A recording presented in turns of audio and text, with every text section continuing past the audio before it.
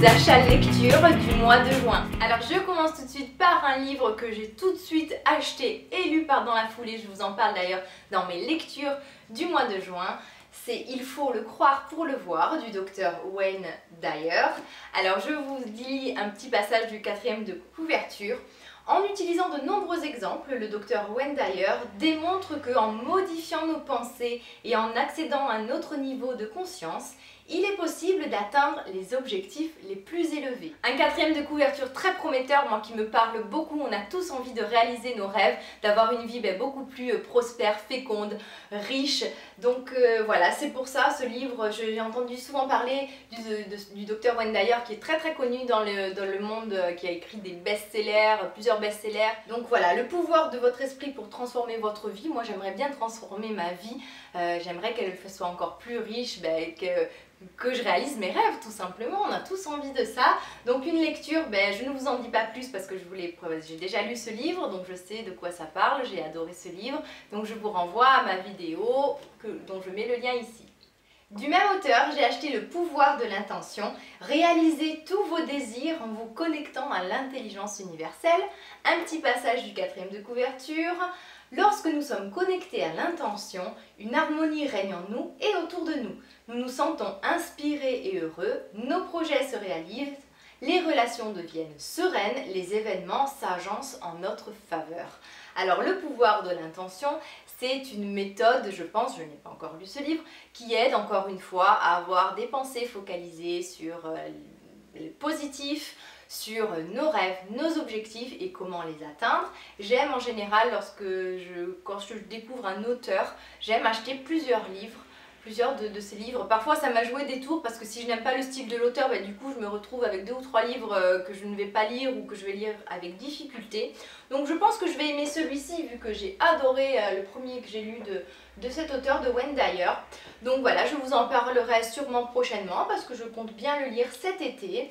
Écoutez, Le pouvoir de l'intention, moi ça m'inspire beaucoup, je sais pas vous. Ensuite, un autre livre à vous présenter de Shakti Gawain, je sais pas trop comment ça se prononce. Technique de visualisation créatrice, la puissance de la pensée. Alors, pour être détendu et serein, accroître sa vitalité, améliorer sa santé, développer sa créativité, nouer des relations humaines enrichissantes, acquérir des habitudes positives, réussir sa vie professionnelle, une technique puissante existe, la visualisation créatrice. Donc un livre apparemment bourré de conseils et d'astuces pratiques pour essayer les techniques qu'on appelle de visualisation. Donc moi je sais un peu ce que c'est, je sais par exemple, je ne sais pas si vous avez déjà entendu parler des tableaux de visualisation, c'est un peu des collages que l'on fait en mettant des images qui représentent un peu nos rêves, qui nous parlent, des images voilà, par exemple si vous voulez une belle maison, des images de maison, tout ça. Et ce genre de technique vous permet en fait de vous focaliser sur un objectif et d'essayer de l'atteindre en l'imaginant, en le concevant. Donc voilà, un petit livre qui a l'air très facile, c'est écrit assez gros donc ça doit se lire très vite. Un petit guide qui a l'air assez sympa que j'ai très hâte de lire. Ensuite, j'ai acheté de Andrew Legg Les secrets du charisme, le pouvoir par la séduction. Alors en fait, je ne l'ai pas du tout acheté pour séduire ou pour quoi que ce soit. Je vous lis un peu ce qui m'a donné envie de le prendre. Apprenez à faire bonne impression tout de suite. Cultivez votre confiance en vous. Moi, c'est ça dont j'ai besoin. Apprenez l'alchimie du charisme, bon blablabla. Alors moi, souvent, mon gros défaut, c'est que j'ai tendance à ne pas m'affirmer suffisamment. Je suis un peu toujours la fille trop gentille, pour pas dire trop bonne, vous connaissez la suite. Donc j'espère en fait, grâce à ce petit livre, essayer de développer un peu mes capacités, voilà, mon charisme, tout simplement, à essayer de m'affirmer un peu plus. Et j'ai pris en fait dans le même sujet, on va dire, de Dale Carnegie, Comment trouver le leader en vous. Comme je vous le disais, je ne suis pas spécialement une personnalité voilà, leader, j'ai jamais été voilà, chef de groupe, moi je suis tendance toujours à suivre, je déteste les conflits, tout ça, donc j'aimerais au contraire justement maintenant trouver les bons mots pour motiver les personnes, pour essayer justement voilà, d'avoir plus de responsabilités, que ce soit dans ma vie professionnelle. Vous savez qu'en plus d'être préparatrice en pharmacie, je suis aussi styliste pour Stella & Dot.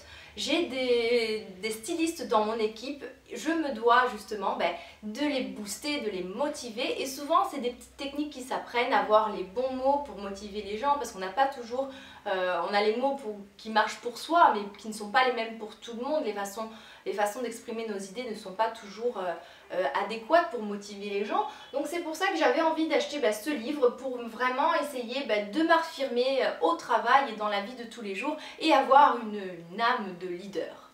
Et ensuite un peu de légèreté avec Sophie Kinsella, l'accro du shopping à Manhattan. Je rêve d'aller à Manhattan, de faire du shopping à Manhattan. New York, j'en rêve, je crois que tous les jours je pense à New York, c'est un peu le voyage de mes rêves entre autres. Donc j'avais lu le premier livre des aventures de Becky Bloomwood, j'ai adoré le premier, j'avais tout de suite, franchement quand j'ai vu le second, je l'ai tout de suite acheté parce qu'en plus elle part à Manhattan, donc j'imagine que partir à Manhattan, une accro du shopping comme elle va avoir beaucoup de mal à se raisonner. Je pense que ça va être très très drôle à lire, et puis voilà, ça va me donner un peu, ça va me mettre un peu dans l'ambiance de New York, et donc j'ai très hâte de lire ce livre. Je pense que ça va être parfait pour les vacances. Voilà, à la plage, en mode farniente, ce genre de livre que j'adore, qui est en plus très très drôle. Je sais pas si vous les connaissez, mais ces livres c'est des petits bijoux qui remontent tout de suite le moral. J'espère que cette vidéo vous a plu, j'espère vraiment vous transmettre un peu de ma passion pour les livres au travers de ces vidéos là. L'été c'est vraiment la saison propice à la lecture, à la détente, donc allez-y, mettez-vous-y. Souvent je rencontre des gens, oh t'as le temps de lire, oh moi j'ai pas le temps, on se trouve toujours des excuses pour tout. Le temps de lire, on l'a tout le temps. Une petite astuce par exemple, je pense que vous êtes beaucoup à avoir des enfants, plutôt que de poireauter devant le portail de l'école comme ça pendant 1 heure et attendre vos enfants, vous vous mettez dans votre, si vous ne discutez pas avec les mamans ou quoi que ce soit, vous vous mettez tranquillement dans votre voiture et vous ouvrez votre bouquin. Et c'est pareil si vous allez chez le médecin ou que vous attendez quelque part, ayez toujours un livre sur vous et vous verrez que vous aurez des occasions de lire, et quand on veut, franchement, on peut. Je vous embrasse tous très très fort, encore une fois, bel été à vous, bye bye.